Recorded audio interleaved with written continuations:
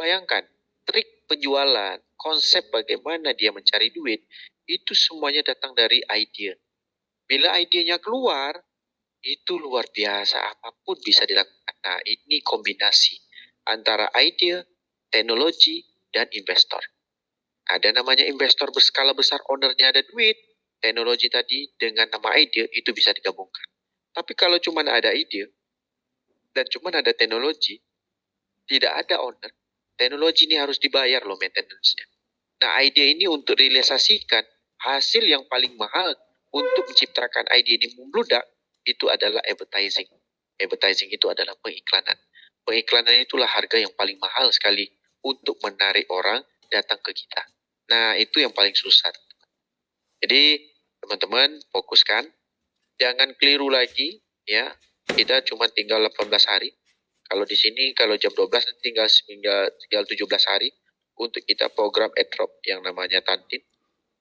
Ya, 99,5% loh. Kalau dibayangkan, nggak logik juga ya. Tapi ya kita tengok. Ini belum pernah ada. Jadi kita sama-sama tengok. Ya, kalau harganya, kalau kita dengar yang Cina-Cina tuh ngomong, kadang-kadang kalau kita ngomong di sini nanti teman-teman bilang kita gila semua kan. Nah, kita bilang $1 aja lah. Ya, padahal ada yang bilang nolnya 3, ada 0,4 di belakang. Bayangkan, sampai segitunya mereka antusias.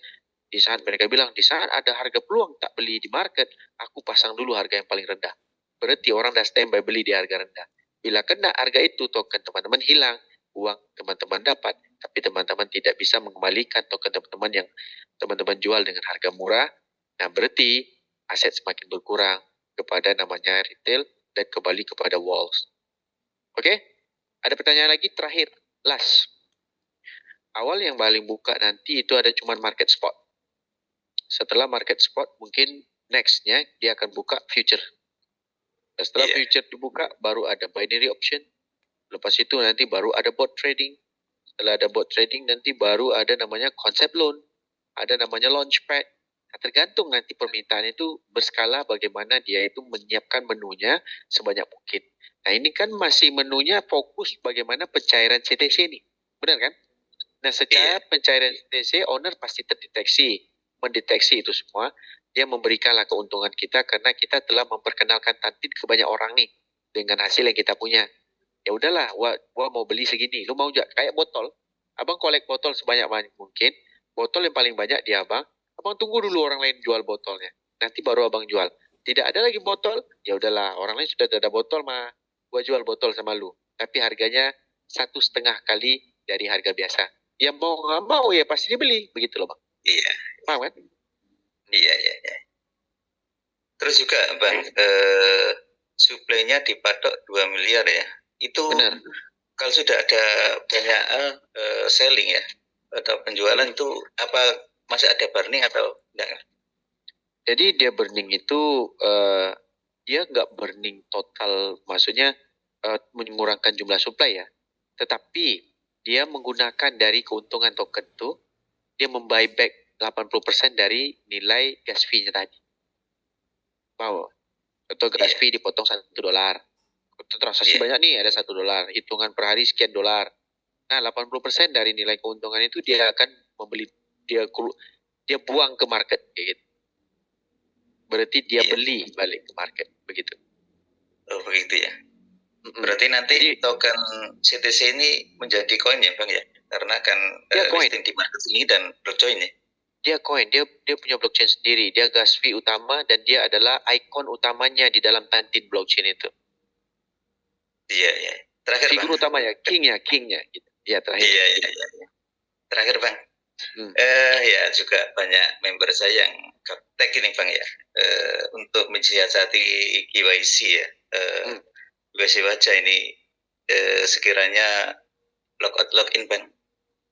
Apa diperbolehkan? Boleh. Sebanyak mungkin boleh. Tidak ada masalah. Iya. Ya udah, makasih bang. Ya sama-sama. Malam. Oke. Ya selamat malam bang. Oke teman-teman. Cek. Oh iya, siapa lagi? Silakan. Halo Bang Hendrik. Ya, Bang Damian. Ya, Bang, gini. Tantin ini memang luar biasa menurut saya ya. dibandingkan yang sebelum-sebelumnya dengan konsep dia membakar sampai targetnya 80% itu kan hukum pasar akan berlaku di situ. Supply banyak, harga turun, supply sedikit, harga naik, kan gitu konsep mendasarnya gitu ya Bang. Betul, ya. betul. Nah, lalu sebagian besar member mungkin bukan hanya di saya, tim saya, mungkin tim yang lain juga. Ini kan sebagian besarnya awam ini Bang. Nah, artinya dunia kripto ini ada yang bahkan baru nol sama sekali gitu ya. Mungkin ada yang sudah pernah mendengar tapi tidak paham, hanya dengar omongan orang gitu. Nah, hal seperti ini saya pribadi dan atas nama tim sangat berharap ke Bang Hendrik untuk memikirkan program setelah rilis. Ini kan koin-koin teman-teman ini kan harus diamankan sehingga tidak hanya terjebak pada konsep jual gitu. Nah, bagaimana supaya memaksimalkan koin yang ada ini sehingga kita silaturahmi tetap jalan. Bagaimana memaksimalkan koin yang ada ini sehingga dapat hasil yang maksimal gitu. Tidak hanya menjual dengan harga $1. Karena ada juga prinsip dalam orang yang banyak duit itu kan bisa saja dia membeli semua koin yang ada atau misalnya sekian persen dari koin yang ada di pasar, tapi dia punya cita-cita atau dia punya maksud gitu. Karena ketika dia sedot semua supply itu, harga naik, dia jual lagi, dia yang untung, kita yang gigit jari, kan gitu Bang. Betul, itu yang akan terjadi. Orang yang punya duit, betul. Nah, supaya itu tidak terjadi, harapan saya secara pribadi atas nama tim, ke Bang Hendrik yang punya pemahaman lebih gitu ya, supaya teman-teman termasuk saya, tim saya, itu bagaimana supaya langkah setelah rilis itu apa yang harus dilakukan. Tadi Bang Hendrik sempat menjelaskan bahwa ada banyak opsi sesudah ini. Nah, opsi itu tujuannya tidak lain untuk memaksimalkan hasil dari yang kita dapatkan dari Tantin. Gitu. Dari progres yang dilakukan Tantin sendiri, kalau saya nilai luar biasa, Bang. Saya punya keyakinan ya pribadi, bukan buat untuk ditiru orang lain ya. Keyakinan pribadi bahwa harga pada saat rilis, beberapa waktu setelah rilis, ini pasti naik, Bang. Yakin saya pasti naik. Karena strategi dia ini luar biasa menurut saya. Strateginya Tantin. Nah, kita lihat jangan sampai ini mubazir berarti Bang. Karena konsep orang awam itu kan gini, yang penting ini kan gratisan ini. Saya dapat $1 juga untung. Tapi hari berikutnya, tiba-tiba harganya naik jadi $2, gigit jari dia gitu kan. Atau $3 misalnya gitu. Kalau saya sih ya ambil aja 10% dulu di hari pada saat saya harus jual. Selebih 90%-nya saya nggak akan jual, saya tahan aja dulu. Kita lihat lihat perkembangannya. Tapi untuk membaca perkembangan itu kan orang seperti figur Bang Hendrik ini kan lebih paham lah dibandingkan saya atau tim saya. Nah, kami pasti butuh edukasi bagaimana memanfaatkan ini secara maksimal next release gitu. Itu Bang mungkin dari saya. Ya, sebenarnya sederhana sih Bang. Oh, ini contoh nih. Abang sekarang ini butuh uang berapa? Untuk aman punya dapur dulu lah ya, ataupun kantong. Ya, supaya ini enak di saat kita trading itu nggak ada halusinasi yang lain. Makanya sih kita cari sebanyak mungkin dulu. Kalau kita punya 1.000, itu belum cukup sebenarnya. Kalau kita cuma modal 500, benar kan? Betul. Kalau kita modal 10.000, itu paling cukup 1% doang. Tapi kalau kita 100.000, itu tahap aman. Kenapa? Di saat kita cairkan uang 10.000, berarti ada 175 juta. Atau 165 juta. Uang 165 juta itu free dengan kehidupan kita yang karena kita nggak keluar-keluar dan segala macam. Bisa nggak kita makan selama 6 bulan? Betul. Nah, masih ada 90. Nah, 90 ini bisa digunakan konsep trading. Nah, konsep trading itu baru kita bisa main secara fundamental yang kita buat sederhana. Murah beli, mahal jual. Murah beli, mahal jual. Otomatis token kita makin bertambah, bisa membackup lagi yang 10% kita makan tadi. Setuju kan? Betul. Setuju. Kita sama tim hari ini, ayolah kumpul sebanyak mungkin. Kenapa? Bukan untuk dijual sebenarnya. Kalau 100.000 kita dapat token, anggap kita buang 20% saja. Kita trading dimanapun, 20% itu umum sebenarnya untuk keuntungan. 5-20% itu senang kalau token itu ada newsnya, turun naiknya bagus. 20%, malah kita untung 70%. Kemarin waktu Doge naik, saya tradingkan dana orang yang dari Jakarta, itu $100.000. Dalam waktu 3 hari, newsnya waktu Trump election, waktu dia kampanye itu, saya untung sampai 25% 3 hari. Berarti dari $100.000, untung bersihnya $25.000 dalam waktu 3 hari. Saya tidak main futures sama sekali. Saya gunakan teknik trade sederhana saja. Nah, begitu juga, modal 100.000, kita bentuk duit itu 20.000, berarti ada 300 juta di kita. Nah, kita duduk enak dan kita pikirkan tenang, kita masih ada sisa 80 untuk kita mengambil kembali di market dengan sisa 20%, yang sisa 20% token ini nanti bakal naik harga mungkin 1 kali lipat dari jumlah sekarang. Agak-agak aman nggak, Bang? Betul. Sekarang kan orang tanya, bagaimana caranya, Pak? Caranya gratis loh hari ini.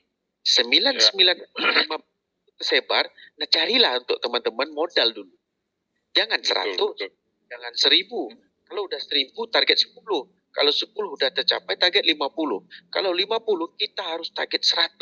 Itu minimum untuk pribadi kita supaya gampang. Makanya orang kaya makin kaya. Kenapa? Kalau dia banyak modal, kalau anggap jatuh, kita main teknik trigger. Jatuh 1, beli 1. Jatuh sekian persen, beli 2. Jatuh sekian persen, 4. Jatuh lagi, beli maksimum. Naik sedikit, kita TP, rata-rata 5%, 10% bisa collect lagi. Setuju kan? Betul. Dengan jumlah supply tokennya sedikit begini, agak-agak gampang harganya naik. Begitu maksudnya. Betul. Nah, pola trading yang sederhana, main scalping, main trigger, main di konsep BCA, main konsep grip, itu kan ada skill-skillnya juga bagi orang-orang yang udah paham. Sama kayak jual beli di pasar, cuman di sini cuma nomor yang kita mainkan, ya kan? Nomor dengan pola kita ada nih, sama kayak tentara lah. Kalau kita tentara lawan 10.000 lawan 1.000, ya udahlah antar 1.000 lawan 1.000 dulu. Mati nih, ya udah sih. Sisanya berapa? Sisa ya udah antar lagi, kita menang dong. Hartanya untuk kita ambil data tadi, kita create lagi trup-trup yang bagus dengan hasta yang dapat lagi, kita beli senjata-senjata yang lebih bagus dan kita tambah peralatan perang yang lebih bagus, impactnya lebih maksimum. Benar. Begitu, Bang. Itu strategi yang benar. Karena satu hal juga yang harus dipahami oleh teman-teman menurut saya, apalagi proyek baru seperti ini. Karena setahu saya satu poin juga semakin banyak dibicarakan orang Tantin ini itu juga bisa mendongkrak harga naik, kan gitu ya Bang ya. Semakin sedikit orang bicarakan, ya semakin orang tidak pedulikan dengan proyek ini. Nah, dengan cara ada follow up dari gimana? Ya, Abang tahu Indodax kan? Tahu. Indodax baru ada 8 juta user. Dia udah bertahan berapa tahun? Pemerintah makan pajak dari Indodax aja sudah berapa T, Bang? Betul. Ini kita anggap nih dari 50 juta. 30% aja. Dari 50 juta. Itu udah lebih besar daripada, ya lebih kurang plus minus dari Indodax. Dan owner dari sini menciptakan blockchain-nya sendiri. Banyak menu yang dia buat. Berbanding dengan Indodax. Indodax dia menunya gak ada blockchain sendiri. Dia cuman bermain di lokal. Ya kan? Di global. Betul. Yang ditarget adalah orang-orang kaya yang di China. Makanya sekarang China paling banyak di sini. Iya, betul. Nah, sekarang apa harus pikir? Ekonomi bentrok. Ekonomi bentrok dari Amerika dan juga China. Yeah. Nah, ekonomi bentrok ini sekarang ini nyawa-nyawa ikan adalah Amerika. China dibikin apapun bisa. Dia memblokir semua aset yang dari Amerika, dia memblokir visa dan segala macam. Apa yang nggak dibikin sama China? Teknologi dari baterai, teknologi dari ekosistem, dari teknologi sperma jadi klon, semua udah dibikin. Jet pejuang yang dia berikan, dia bisa ciptakan 1.000. Dia bisa konsep yang lebih canggih. Apa yang nggak bisa dibuat? Lu ada nuklir, gua ada nuklir. Nah, dan sekarang pemegang BTC terbesar di dunia itu adalah China. Jadi mau nggak mau, China pemegang BTC terbesar. Dan nomor 2 Rusia pemegang Ethereum yang terbesar. Otomatis negara dua ini kawan baik, Bang. Amerika nggak bisa buat apa-apa. Mau ngembangin teknologi blockchain yang namanya Solana, itu pun sekarang hancur habis parah. Betul. Tetapi BTC aman. Kenapa? Karena BTC ini negara Cina kami tidak menerima BTC, tetapi orang itu tidak bodoh. Dia tidak menerima untuk global, dia suruh orang-orangnya itu menjual beli di luar. Supaya uang masuk, bukan uang keluar. Betul. Nah, dan dengan negara kita, buat barang di negara kita import barang keluar, dan kita ekspor balik barang kita. Itu kebodohan maksimum. Untung bagi satu pihak. Import dan ekspor dia dapat untung. Itu orang berarti tidak mementingkan rakyatnya. Di China beda. Di China, dia mementingkan rakyatnya. Orang yang pintar, dia up lagi. Orang yang tidak pintar, dijadikan pintar. Akhirnya jadi gimana? Nah, pola ini kita harus pikirkan. Pola bisnis sekarang ini biasanya mempengaruhi itu adalah pasar kripto itu sendiri. Makanya sekarang Trump mau nggak mau, dia mewakili diri dia adalah presiden kripto. Sedangkan dia adalah orang yang membenci kripto. Nah, setuju kan? Nah, dalam masa yang sama sekarang ini, kalau memang Tantit, brand of China, begitu yang terjadi di Binance. Binance adalah brand of China, yang tampil itu orang Cina. Usernya 230 juta. Cina sekarang bukan mau memerintah negara, tetapi Cina adalah mau mengkoneksi sebuah ekonomi supaya ada transaksi yang berjalan, negaranya hidup, negara yang dihidupi itu juga hidup. Contohnya Malaysia, yang Genting Highland. Genting Highland kasino besar loh. Dengan sekarang ini kapasitas Genting Highland, bukit yang megah, yang cantik itu dari rumahku cuma 20 menit doang. Nah, ini kita cerita tentang bisnis, kita bukan cerita pola untuk memerintah negara. Nah, jadi Cina buat bisnis, kenapa dia base-nya di Kamboja? Supaya jangan ada uang Cina keluar di luar. Supaya orang keluar masuk ke negara dia melalui Kamboja, tembak ke Cina. Ini bisnis loh, Bang. Mereka didoktrin begitu. Kalau dia menyalahkan undang-undang, tidak perlu negara lain yang menghukum dia. Negara dia sendiri itu pasti hukum tembak sampai mati punya, karena merugikan negara. Betul. Setuju kan? Betul. Nah, kenapa? Abang bayangkan. Presiden China itu datang 2 negara aja loh. Dia datang Malaysia dan dia datang Kamboja. Gak hilang ginjalnya. Kenapa dia gak datang ke Indonesia? Indonesia ada emas, ada timah, ada uranium, ada macam-macam dia ada. Tapi kenapa gak datang ke Indonesia? Kenapa dia datang Malaysia? Dan kenapa dia datang ke Kamboja? Something wrong kan? Ini ada pakatan sebuah bisnis. Orang trading juga berpandangan kepada sebuah news. Makanya orang trading itu butuh news. Di saat dia dapat, dia tahu news ini, dia beli aset itu dulu. Di saat naik, dijual, dan dia untung. Begitu juga dengan pola sekarang. Kenapa dia mainkan pola dunia? Supaya uang masuk ke exchanger dia, otomatis tembak ke negara dia. Dan ada transaksi menguntungkan, negara dia juga untung. Dan in Malaysia sampai hari ini bakal membuka no visa untuk orang China untuk membeli aset, untuk berjual beli itu di Malaysia. Kenapa bukan Singapura? Singapura pack sudah penuh dengan penduduk. Dan orang pindah ke Malaysia dan Malaysia akan menciptakan train pantas masuk ke Singapura dengan kecepatan mungkin 1 jam ke Singapura dari Kuala Lumpur. Orang dah sampai berpikiran ekonominya supaya hidup, Bang. Supaya ekonomi hidup, dan ekonomi aman, rakyat juga sejahtera. Nah, itu yang dicari orang. Setuju kan? Benar.